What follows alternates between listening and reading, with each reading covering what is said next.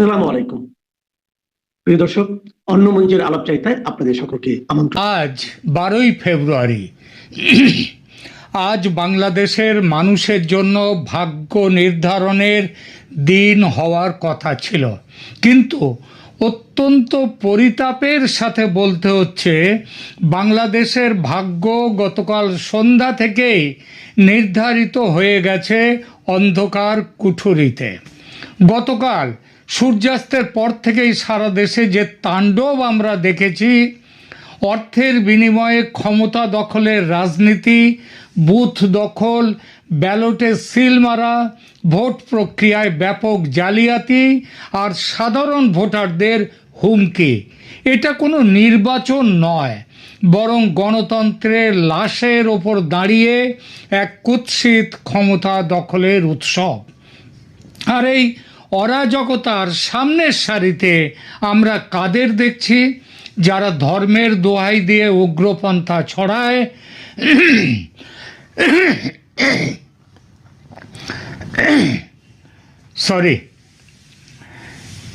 যারা ধর্মের দোহাই দিয়ে উগ্রপন্থা ছড়ায়, যারা সাধারণ মানুষের অন্ধ ধর্ম বিশ্বাসকে কাজে লাগিয়ে বেহেশতের টোপ দিয়ে ভোট পাওয়ার রাজনীতি করছে, সেই জামায়াতে ইসলামী নামক দলটি। তারা আবারও প্রমাণ করেছে তাদের ডিকশনারিতে সত্যিকারের জনগণের ভালো বলে কিছু নেই, আছে কেবল ভাঁওতাবাজি, মিথ্যা প্রতিশ্রুতি এবং যে কোনো পথে ক্ষমতা দখল করা। কেন আজ এই পরিস্থিতি? কারণ উগ্রপন্থী ও সন্ত্রাসী রাজনীতির যে বিষবৃক্ষ শেখ হাসিনার পতনের পর থেকে বপন হয়েছে দেশকে মধ্যযুগের অন্ধকারে নিয়ে যাওয়ার যে চেষ্টা শুরু করেছে জামায়াতে ইসলামী, তা আজ বাংলাদেশের সীমানা ছাড়িয়ে আন্তর্জাতিক উদ্বেগের কারণ হয়ে দাঁড়িয়েছে। ভারত এবং আমেরিকা, এই দুই পরাশক্তি স্পষ্ট ভাষায় বুঝিয়ে দিয়েছে যে তারা বাংলাদেশে কোনোভাবেই উগ্রপন্থা বা তালিবানি স্টাইলের রাজনীতি বরদাস্ত করবে না। তারা চেয়েছিল বাংলাদেশে একটি free, fair and inclusive election, যেখানে সব দলের অংশগ্রহণ থাকবে। ভারত তার সীমান্তে স্থিতিশীলতা চায়, এই উপমহাদেশের জীবনযাত্রার উন্নতি ঘটাতে চায়, মৌলবাদী সন্ত্রাসের হাত থেকে শুধু নিজে বাঁচা নয়, বাংলাদেশকেও বাঁচাতে চায়। আর আমেরিকা চায় এই অঞ্চলে তার কৌশলগত আধিপত্য, চীনের আধিপত্য হ্রাস করা। এই দুটো দেশই জানে জামাত যদি প্রত্যক্ষভাবে বা পরোক্ষভাবেও ক্ষমতার অংশীদার হয়, তবে এই পুরো অঞ্চল আগ্নেয়গিরির মুখে পড়বে। তাই পর্দার আড়ালের খবর এটাই, পরাশক্তিগুলো বিএনপিকে ক্ষমতায় চাইছে এই নির্বাচনে। আমার চ্যানেলে এই সম্ভাবনার কথা আগেও বলেছি, তবু মাঝে মাঝে অন্য রকমের কিছু খবর এসে গুলিয়ে দিয়েছে এই সহজ লাইনটা।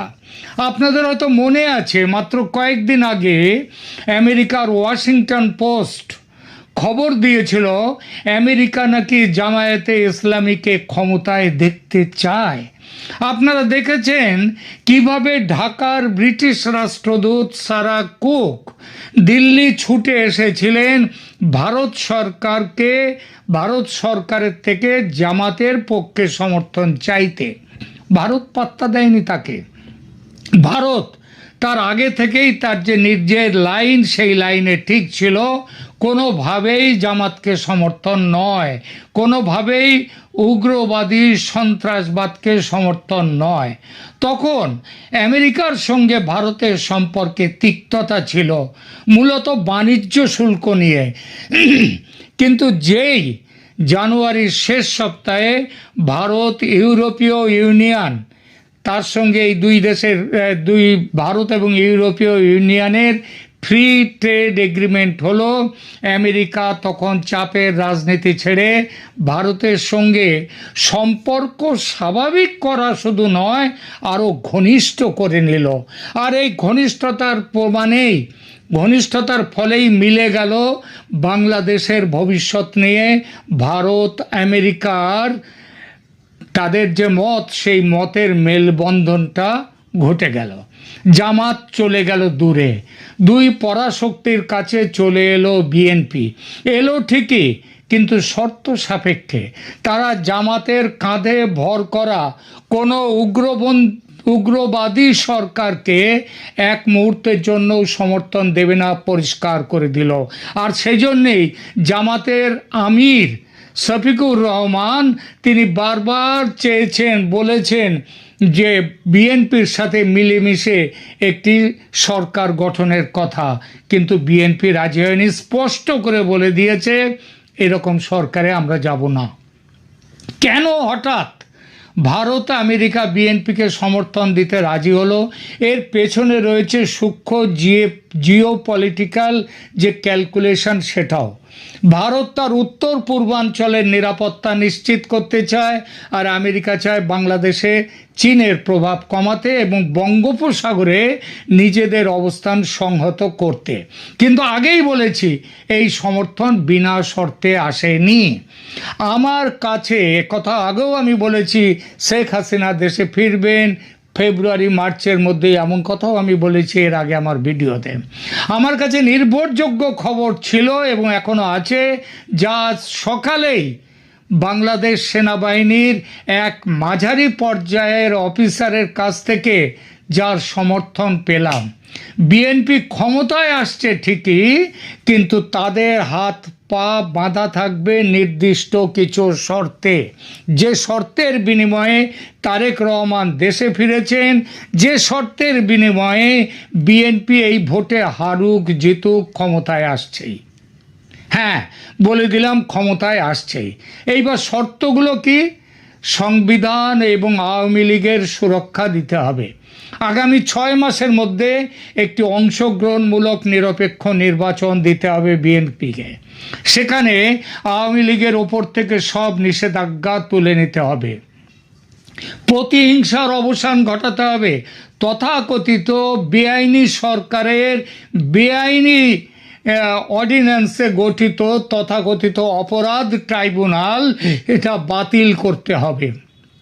শেখ হাসিনাকে দেয়া সমস্ত সাজা রদ করতে হবে। এছাড়া শেখ হাসিনা দেশে ফিরবেন এবং রাজনৈতিক কার্যক্রমে অংশ নেবেন। পরাশক্তিগুলো জানে বাংলাদেশে ভারসাম্য বজায় রাখতে হলে আওয়ামী লীগের মতো একটি ধর্মনিরপেক্ষ শক্তিকে রাজনীতিতে টিকিয়ে রাখা অপরিহার্য। তারা কোনোভাবেই চায় না বিএনপি একা হয়ে গিয়ে জামায়াতের মতো উগ্রপন্থীদের খপ্পরে পড়ুক। আর বিএনপিও জানে দেশের রাজনীতিতে মূলধারার শক্তি আওয়ামী লীগ না থাকলে, এবং যদি শুধু তাদের প্রতিপক্ষ হিসেবে শুধু জামাত থাকে দেশে, তবে জামাতের উগ্র ধর্মীয় রাজনীতি বিএনপিকে গিলে ফেলতে খুব বেশি দেরি করবে না। গত 18 মাস ধরে সেই গিলে ফেলার রাজনীতি দেখা গেছে। তাই বাঁচার জন্য তাদেরও চাই, বিএনপিরও চাই আওয়ামী লীগকে। বাংলাদেশের রাজনৈতিক ইতিহাস যারা জানেন তাদের বলে বোঝাতে হবে না দেশের ভেতরের ক্ষমতা পরিবর্তনের সেনাবাহিনীর ভূমিকার কথা। শেখ হাসিনার পতন ঘটেছে কোনো গণ অভ্যুত্থানে নয়, পতন হয়েছে সেনা তার পাশ থেকে সরে গিয়েছিল বলে। দুই পরাশক্তির বিএনপিকে সমর্থন দেওয়ার সিদ্ধান্তে সেনা কি চায় তাহলে? এখন তারা কি বিএনপিকে চায়? সেনাবাহিনীর ভেতরের সূত্রগুলোও আজ দিশেহারা ছিল, তবে তারা শেষ অবধি বুঝতে পারছে যে উগ্রপন্থীদের হাতে দেশকে ছেড়ে দিলে আন্তর্জাতিক নিষেধাজ্ঞায় দেশের অর্থনীতি পঙ্গু হয়ে যাবে। তাই দেশপ্রেমিক সেনাবাহিনীও আজ এই সমঝোতার পক্ষে। তারা চায় এমন একটি রাজনৈতিক কাঠামো যেখানে কোনো পক্ষই একচ্ছত্র আধিপত্য বিস্তার করতে পারবে না। উগ্রপন্থী জামাতকে সাইড লাইনে রেখে একটি নিয়ন্ত্রিত গণতন্ত্র প্রতিষ্ঠার এই যে ছক ভারত ও আমেরিকা যৌথভাবে এঁকেছে, তা এখন চূড়ান্ত বাস্তবায়নের পথে। সে নাকি প্রকাশ্যে বলেছে তারা বিএনপিকে স্বীকার করবে, একদমই নয়। তবে কিছু কথা বলতে হয় না, বুঝে নিতে হয়। নির্বাচনের নিরাপত্তা ব্যবস্থা নিয়ে সেনা যে কড়াকড়ি করছে, যেভাবে বিপুল পরিমাণ অর্থসহ জামাত নেতাদের গ্রেপ্তার করছে, যেভাবে দেশের মেইনস্ট্রিম মিডিয়া হঠাৎই ভোল পাল্টে জামাতের সমালোচনায় নেমে পড়েছে, তাতে বোঝা যায় ভেতরে ভেতরে একটা বড় পরিবর্তন ঘটেছে এবং ঘটছে। আজকের এই প্রহসনের নির্বাচন হয়তো কাউকে ক্ষমতায় বসাবে, কিন্তু তা দীর্ঘস্থায়ী হবে কিনা তা নির্ভর করছে এই কঠিন শর্তগুলো পালনের ওপর। কাউকে মানে বিএনপিকে ক্ষমতায় বসাবে, এ কথা তো বলেছি। জামায়াত যে সন্ত্রাসী কায়দায় ভোট ডাকাতি করছে, তা তাদের শেষ মরণ কামড়। বিশ্ব শক্তি তাদের প্রত্যাখ্যান করেছে এবং খুব শীঘ্রই তাদের এই উগ্রপন্থার হিসাব দিতে হবে। গত 18 মাস ধরে দেশে যা করেছে তার হিসাব দিতে হবে। বাংলাদেশের মানুষ অকারণ রক্তক্ষয় চায় না, চায় শান্তি, স্থিতিশীলতা, চায় এমন এক বাংলাদেশ যেখানে শেখ হাসিনা বা বিএনপি যেই থাকুক, উগ্রপন্থার কোনো স্থান হবে না। দেশের মুক্তি সংগ্রামের বিরোধিতা হবে না, মুক্তিযুদ্ধের যে গৌরব সেই গৌরব অটল থাকবে। দেশের সার্বভৌমত্ব রক্ষা করতে হলে পরাশক্তিদের এই জিওপলিটিক্যাল বাস্তবতাকেও অস্বীকার করার উপায় নেই। এখানেই রাখছি। এই মুহূর্তে আপনাদের সামনে কথা বলতে এসেছি আওয়ামী লীগের নীরব বিপ্লব, নো ভোট ক্যাম্পেইন কেন সফল। দর্শক, অবশেষে বহুল আলোচিত এবং সমালোচিত সেই ভোট গ্রহণ শেষ হলো। এখন চলছে ভোট গণনা। তবে এই গণনার ফলাফল যাই হোক না কেন, পর্দার আড়ালের খবর এবং মাঠের চিত্র বলছে ভিন্ন কথা। রাজনৈতিক মহলে এখন একটাই আলোচনা, বিএনপি কি তবে ক্ষমতায় বসছে? আওয়ামী লীগকে ছাড়াই অনুষ্ঠিত হলো এই নির্বাচন, কিন্তু আওয়ামী লীগ সহিংসতা কিংবা হাঙ্গামার পথে না গিয়ে বেছে নিয়েছিল এক অভিনব কৌশল, নো ভোট ক্যাম্পেইন। আমাদের রাজনৈতিক ইতিহাস পর্যালোচনা করলে দেখা গেছে যে বড় কোনো রাজনৈতিক দল নির্বাচনে না থাকলে সহিংসতা অনিবার্য হয়ে ওঠে। কিন্তু এবার আওয়ামী লীগ এক অন্যরকম ম্যাচুরিটি বা রাজনৈতিক পরিপক্কতা দেখিয়েছে। তারা নির্বাচন বানচাল করতে পেট্রোল বোমা কিংবা জ্বালাও পোড়ায়ের পথে হাঁটেনি, বরং তারা শান্তিপূর্ণভাবে সাধারণ মানুষকে ভোট বর্জনের আহ্বান জানিয়েছে। তাদের স্লোগান ছিল পরিষ্কার, নৌকা নেই তাই ভোটও নেই। এই শান্তিপূর্ণ অবস্থান শুধু দেশের মানুষের কাছেই নয়, আন্তর্জাতিক মহলেও একটি ইতিবাচক বার্তা দিয়েছে। আওয়ামী লীগ প্রমাণ করেছে তারা সহিংসতা ছাড়াই মাঠের রাজনীতি নিয়ন্ত্রণ করার ক্ষমতা রাখে। এই শান্তির পথ বেছে নেওয়ায় তারা জনমনে এবং রাজনৈতিক বিশ্লেষকদের কাছে অবশ্যই একটি ধন্যবাদ দাবিদার। এখন প্রশ্ন হলো, এই ক্যাম্পেইন কতটা সফল? মাঠ পর্যায়ের তথ্য বলছে এই ক্যাম্পেইন শুধু আওয়ামী লীগের নেতাকর্মীদের মধ্যেই সীমাবদ্ধ থাকেনি, বরং সাধারণ মানুষের মধ্যেও এর ব্যাপক প্রভাব পড়েছে। আওয়ামী লীগের আহ্বানে সাড়া দিয়ে বিপুল সংখ্যক ভোটার ভোট কেন্দ্রে যাওয়া থেকে বিরত থেকেছেন। যে কোনো নির্বাচনে ভোটার উপস্থিতি হলো সেই নির্বাচনের গ্রহণযোগ্যতার মাপকাঠি। যখন দেশের বড় একটি অংশ ভোট বর্জন করে, তখন সেই নির্বাচনের নৈতিক ভিত্তি দুর্বল হয়ে পড়ে। আওয়ামী লীগের এই নীরব প্রতিবাদ আসলে সরকারের জন্য এক বড় চ্যালেঞ্জ তৈরি করেছে। তারা সহিংসতা না করে নির্বাচনের বৈধতা নিয়ে প্রশ্ন তোলার সুযোগ তৈরি করে দিয়েছে। আমরা গত 1.5 বছর যাবৎ বিভিন্ন জরিপ আমাদের সামনে বাংলাদেশি গণমাধ্যমের মাধ্যম দিয়ে হাজির করা হতো। আওয়ামী লীগ নেই, আওয়ামী লীগ শেষ হয়ে গেছে, আওয়ামী লীগের ভোট নেই। দেখিয়ে দিল আওয়ামী লীগের ভোট আছে কি নেই এবারের এই ত্রয়োদশ জাতীয় সংসদ নির্বাচন। এবার আসি সবচেয়ে বিতর্কিত বিষয়ে, ভোটের কাস্টিং পার্সেন্টেজে। সরকার বা নির্বাচন কমিশন হয়তো চূড়ান্ত পরিসংখ্যানে একটি সুবিধাজনক সংখ্যা দেখানোর চেষ্টা করবে, কিন্তু মাঠ পর্যায় থেকে বিভিন্ন গণমাধ্যম এবং স্বতন্ত্র পর্যবেক্ষকদের মতে প্রকৃত ভোটের হার 25 থেকে 30% বেশি হওয়ার সম্ভাবনা খুবই কম। এখন প্রশ্ন আসতে পারে যে কেন এই কম উপস্থিতি? আওয়ামী লীগ নির্বাচনে না থাকায় প্রতিদ্বন্দ্বিতার অভাব ছিল, সাধারণ মানুষ মনে করেছে তাদের ভোটের কোনো মূল্য নেই। আওয়ামী লীগের নো ভোট ক্যাম্পেইন সাধারণ ভোটারদের ঘরে থাকতে উৎসাহিত করেছে। এই 25-30% কাস্টিং স্পষ্ট করে দেয় যে দেশের একটি বিশাল জনগোষ্ঠী এই প্রক্রিয়ার সাথে একমত ছিল না। গুঞ্জন শোনা যাচ্ছে বিএনপিকেই শেষ পর্যন্ত ক্ষমতায় বসানো হচ্ছে। আওয়ামী লীগকে নির্বাচনে বাইরে রাখা এবং একটি একতরফা পরিবেশ তৈরি হওয়া অনেক সমীকরণের দিকে ইঙ্গিত দেয়। যদি তাই হয় তবে সামনের দিনগুলোতে বাংলাদেশের রাজনীতিতে এক বিশাল মেরুকরণ দেখা যাবে। তবে মনে রাখতে হবে, জনগণের বড় অংশকে বাইরে রেখে দীর্ঘমেয়াদে স্থিতিশীলতা আনা কঠিন। আওয়ামী লীগ যেভাবে শান্তিপূর্ণভাবে নিজেদের শক্তি প্রদর্শন করলো, তাতে ভবিষ্যতে তাদের উপেক্ষা করা যে কোনো সরকারের জন্যই কঠিন হবে। আওয়ামী লীগ সহিংসতায় না গিয়ে ধৈর্য দেখিয়েছে, এটি তাদের একটি দীর্ঘমেয়াদী কৌশল হতে পারে। এর মাধ্যমে তারা আন্তর্জাতিক মহলে প্রমাণ করতে চাইছে যে তারা শান্তিপ্রিয় দল এবং তাদের ছাড়া নির্বাচন অংশগ্রহণমূলক হয় না। যখন একজন ভোটার ভোট দিতে যান না, তখন তিনি আসলে বর্তমান ব্যবস্থার প্রতি অনাস্থা প্রকাশ করেন। এই 25-30% ভোট কাস্টিং এটাই প্রমাণ করে যে সাধারণ মানুষের একটি বড় অংশ মূলধারার রাজনীতির বাইরে চলে যাচ্ছে, যা ভবিষ্যতে সিভিল সোসাইটি মুভমেন্টের জন্ম দিতে পারে। বিএনপি যদি ক্ষমতায় বসে, তবে তাদের প্রথম এবং প্রধান চ্যালেঞ্জ হবে এই বিশাল বর্জনকারী জনতাকে শান্ত করা এবং অর্থনীতি পুনরুদ্ধার করা। আওয়ামী লীগের এই শান্তিপূর্ণ ক্যাম্পেইন আসলে নতুন সরকারের জন্য একটি মৌন প্রেসার গ্রুপ হিসেবে কাজ করবে। যে নির্বাচনে দেশের অন্যতম বৃহত্তম দল অংশ নেয় না এবং ভোটার উপস্থিতি অর্ধেকের নিচে থাকে, সেই নির্বাচনের নৈতিক বৈধতা নিয়ে বিশ্ব রাজনীতিতে প্রশ্ন উঠবেই। এটি দেশের বৈদেশিক বাণিজ্য এবং কূটনীতিতে প্রভাব ফেলতে পারে। আমরা কয়েক ঘন্টার আগে একটা ভিডিওতে এ বিষয়ে আলাপ করেছি। কাজেই দিন শেষে যে নির্বাচনটি হলো, সেই নির্বাচনটি আসলে আওয়ামী লীগের পক্ষে, আওয়ামী লীগের বিজয়ে। আওয়ামী লীগের ভাই বোনরা কি মনে করছেন যে আওয়ামী লীগ শেষ হয়ে গেছে, আওয়ামী লীগ হেরে গেছে? আপনাদের আজকে আর একবার উৎসাহিত হবার দিন, পুনরুজ্জীবিত হবার দিন।